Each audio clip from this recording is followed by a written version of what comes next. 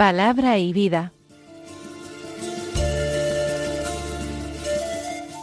Con el padre Manuel Horta, desde Sevilla.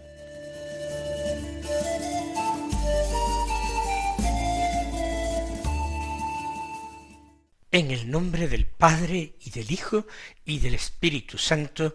Amén. Alabados sean Jesús y María. Muy buenos días, queridos amigos, oyentes de Radio María y seguidores del programa Palabra y Vida. Hoy es el lunes de la 10ª semana del tiempo ordinario. Un lunes que es día 10 de junio. Hoy no celebra la Iglesia particularmente en su calendario litúrgico en España a ningún santo en particular. Pero hay un beato que a mí me llama muchísimo la atención y que se celebra en este día 10 de junio. Es un santo antiguo, vivió y murió en la Edad Media, entre el siglo XIII y el siglo XIV, murió concretamente en el año 1315, un día como hoy. Este santo era un laico. Es una vida muy singular, muy curiosa, y aunque no vamos a encontrar oraciones litúrgicas suyas cuando vayamos a la misa, sin embargo conviene hablar del beato Enrique de Bolzano, un hombre que brilló por su caridad. Se llama Enrique de Bolzano porque Bolzano es la ciudad italiana en que nació, en una fecha que no conocemos, en el siglo XIII. Nació en una familia pobre, no podían enviarlo a la escuela, él fue siempre analfabeto, nunca pudo ni leer ni escribir. Parece que en su pueblo natal de Bolzano llegó a casarse bastante joven y que tuvo un hijo. Son datos bastante inciertos. Se afirma que trabajó en algún momento como carpintero, incluso como zapatero remendón, y en un momento en que no conocemos tampoco, se trasladó a Treviso, quizás buscando una mejor situación para su familia. Y allí empezó a trabajar como jornalero del campo. No debieron tardar en fallecer su esposa y su hijo. Ganaba un jornal mínimo, pero ganando tan poco, él gastaba todavía menos y comía menos para poder dar todo el resto que le sobraba a los pobres. Seguía al pie de la letra el Evangelio, de no os preocupéis por el mañana, y procuraba no guardar absolutamente ningún dinero para el día siguiente. Lo que no empleaba en su comida lo daba todo a los pobres. Muy temprano, antes de empezar su trabajo, acudía a misa. Y cada vez que podía, confesaba sus pecados para recibir la comunión, que entonces no se podía recibir diariamente. Además, se tomaba muy en serio su trabajo. Lo tomaba el trabajo como una penitencia y procuraba siempre al atardecer un momento para orar, si era posible, en la iglesia. Cuando se hizo mayor, cuando era incapaz ya de trabajar, empezó a pedir limosna. Con toda humildad, siempre pacífico, tranquilo, paciente. Algunos se burlaban de él, sin embargo todo eso lo soportaba con una paciencia extraordinaria y tendía su mano pidiendo limosna. Y cuando se la daban, siempre respondía con una palabra amable, con una bendición, con una oración. Cuando estaba todavía ya mucho más débil en su ancianidad, un amigo llamado Santiago Castañolis lo trajo a su propia casa para que viviera allí. Y le dio una habitación, la comida, pero aunque él aceptó la invitación y la habitación para dormir, no quería aceptar la comida y seguía saliendo a pedir limosnas por el pueblo para no ser gravoso a nadie. Finalmente muchos se dieron cuenta de quién era Enrique y entonces las limosnas abundaban más y él compartía todo con personas que eran más pobres y que ni siquiera tenían una casa como él la tenía. Y así hasta el final de su vida, en que ya no podía caminar por la vejez, por la falta de fuerzas, y se arrastraba literalmente para ir cada mañana muy temprano al alba a misa. Y a veces incluso se desplazaba a algunas otras iglesias para visitar el Santísimo Sacramento, a pesar del dolor que eso le producía. Cuando murió, como hemos dicho, el 10 de junio del año 1315, las personas acudieron en masa a la casa de Santiago, su amigo, querían tener alguna reliquia suya, algún recuerdo suyo, y realmente pocas cosas pudieron obtener, porque poquísimo tenía. Llevaron su cuerpo a la catedral para que lo veneraran allí, y fueron certificados ante escribanos públicos 276 milagros realizados después de su muerte. Finalmente el Papa Benedicto XIV aprobó su culto, primero solo para la diócesis de Treviso, y más tarde extendió ese culto para toda la Iglesia. Vamos a escuchar ahora la palabra de Dios que se proclama en la liturgia de la misa del día. Hoy comenzamos, en el tiempo ordinario, en la semana 10ª del tiempo ordinario, la lectura del Evangelio de San Mateo, en el Sermón de la Montaña.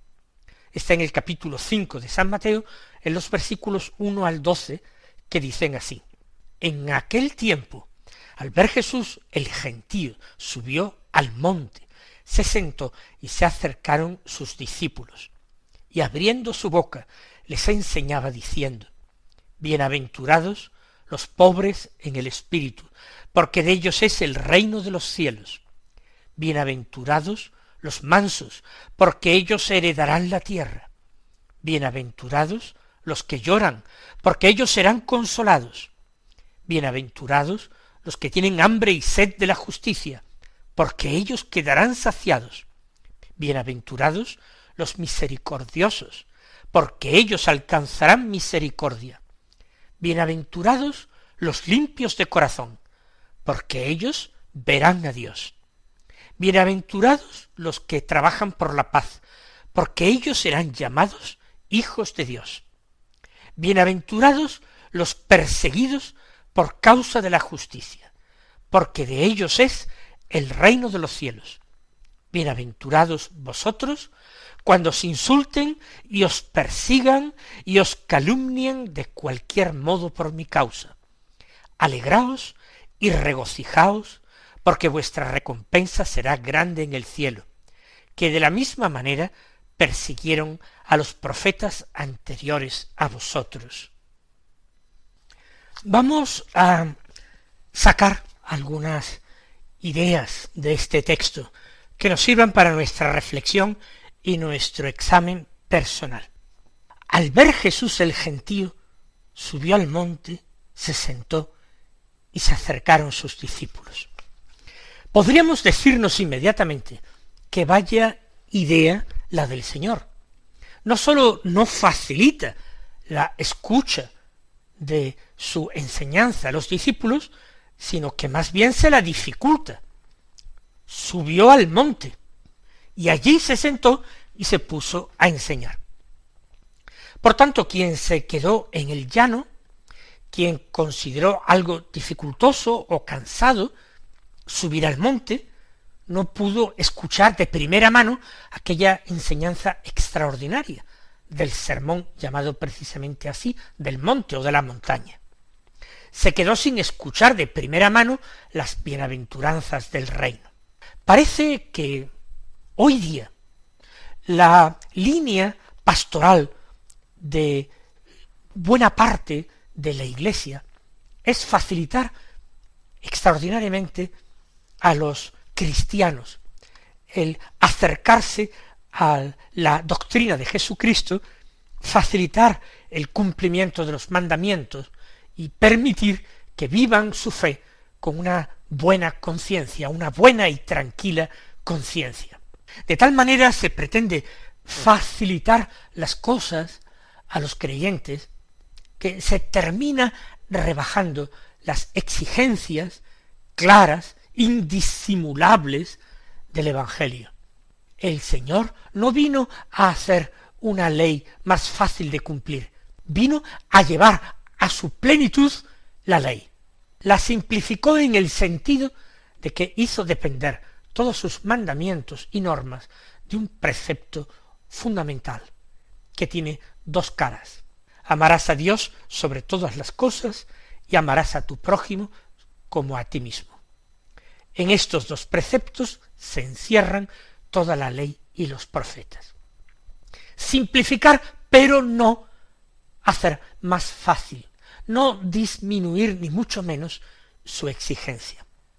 ¿Cuántas veces, alegando motivos pastorales, buscamos disminuir precisamente este nivel de compromiso personal, de exigencia en la vida de los cristianos? Todo se va relajando, todo se va facilitando, todo se va convirtiendo en algo tan sencillo que al final resulta muy difícil distinguir entre una buena persona y un buen cristiano. De tal manera coinciden los postulados de la buena persona con los del buen cristiano.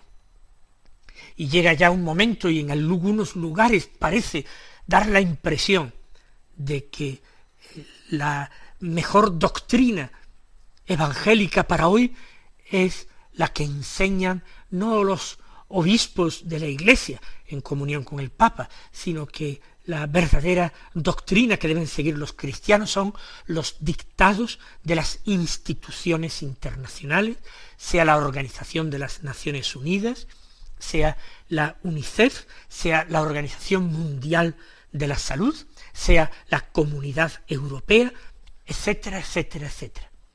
Estando de acuerdo con esos dictados, esos acuerdos, esas recomendaciones, esas normas, parece que uno ya está viviendo como un buen cristiano está siendo fiel a Jesucristo. ¿Buen cristiano igual a buen ciudadano? Durante siglos no ha sido así.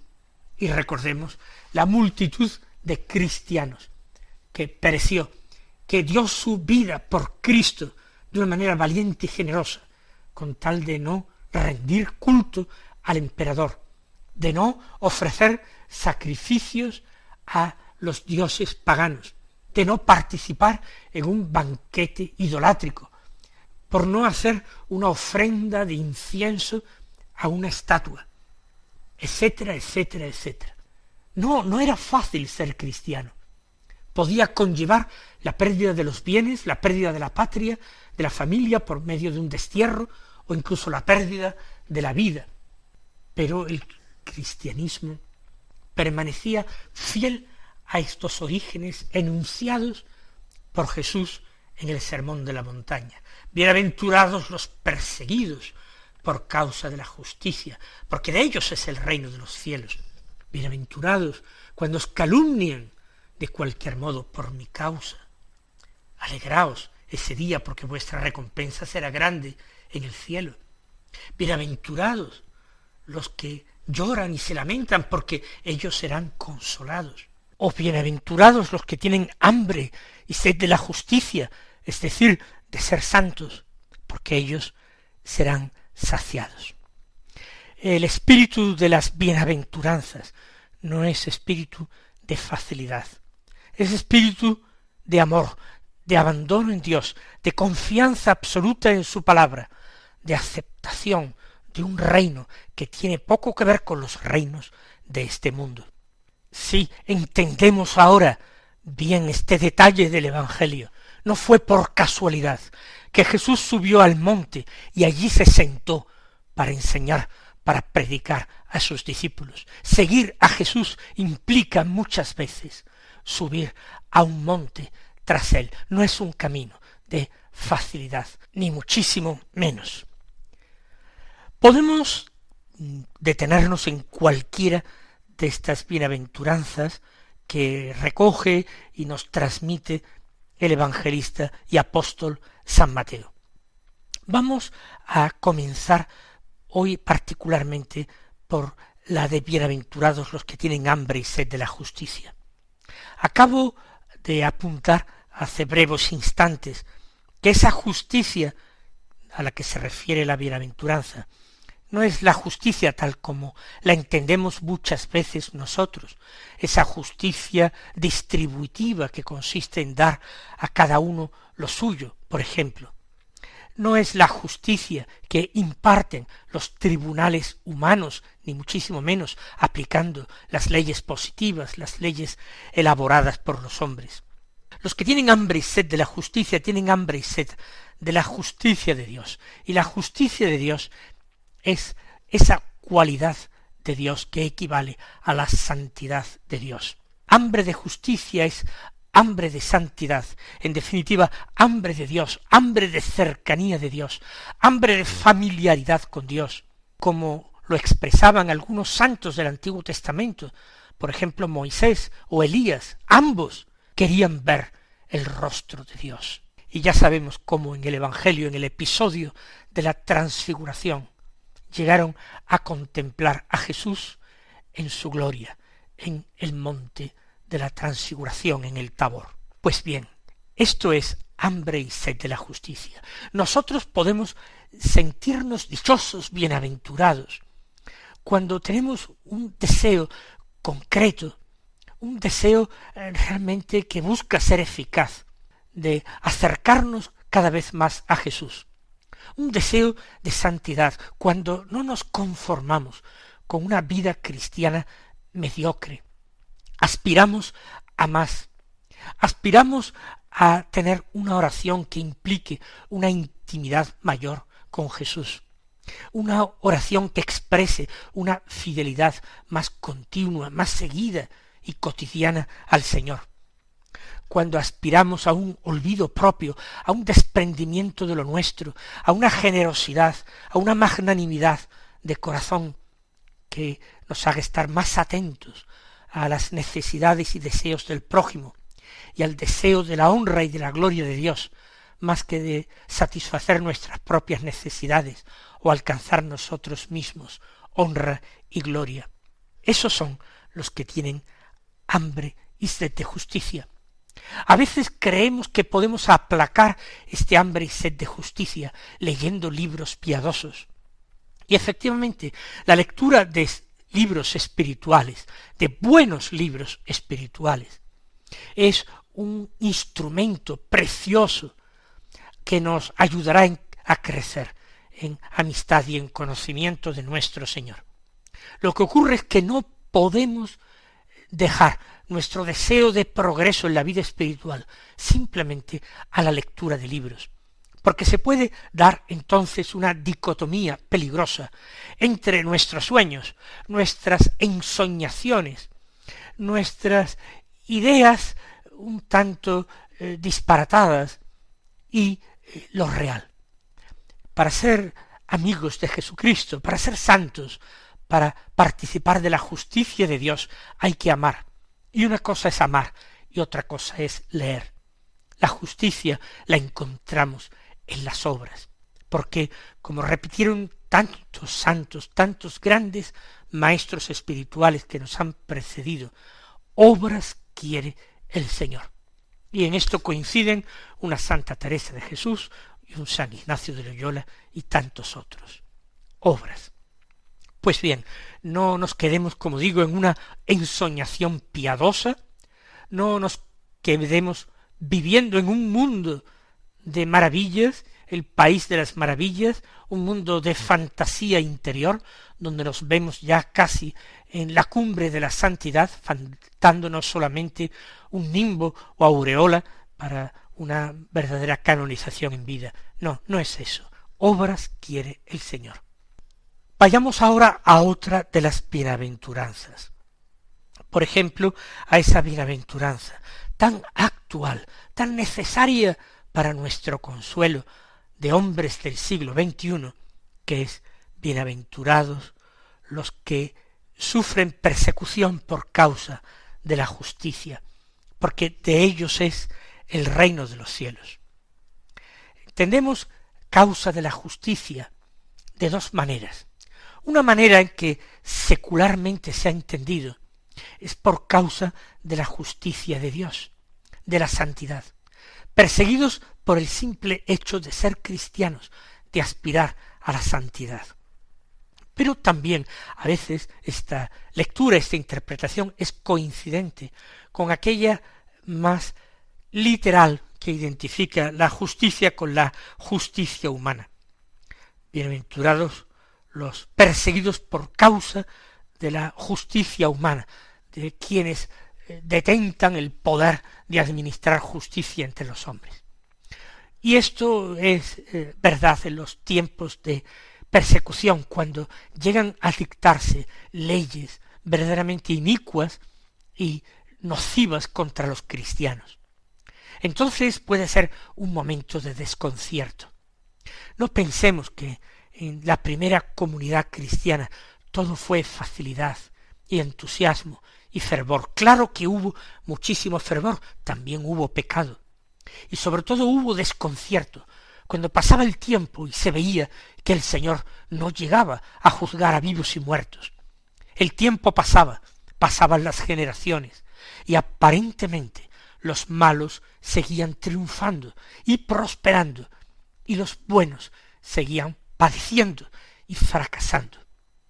Esto turbaba mucho a cristianos que no entendían por qué, después de la muerte y la resurrección del Señor, las cosas seguían aparentemente igual. Pero nada es igual, porque Jesús había proclamado al comienzo de su vida pública esa bienaventuranza. Vosotros sois bienaventurados, podéis ser verdaderamente felices cuando os persigan por causa de la justicia, por causa de la santidad que queréis alcanzar, de la amistad conmigo, de la intimidad conmigo que queréis conseguir, cuando sois perseguidos por las autoridades y por la opinión común del pueblo y por lo políticamente correcto en una época, cuando sois tachados de personas poco comprensivas, intolerantes, por personas fanáticas, por personas odiadoras de otras personas o de otros grupos de personas, personas rígidas absolutamente, que son incapaces de dar su brazo a torcer para conseguir la paz, el acuerdo, personas que se dejan llevar por verdades eternas y no creen que lo fundamental sea el diálogo, el acuerdo, el pacto entre los hombres para vivir de la manera más acomodada y feliz posible. Los cristianos vistos como hombres enemigos de los hombres, en vez de ser vistos como lo que son, hombres que junto con su Maestro y Señor quieren ofrecerse a la redención, a la salvación de sus hermanos los hombres. Mis queridos hermanos, que hagamos nuestro el espíritu de las bienaventuranzas. Que el Señor os bendiga y hasta mañana si Dios quiere.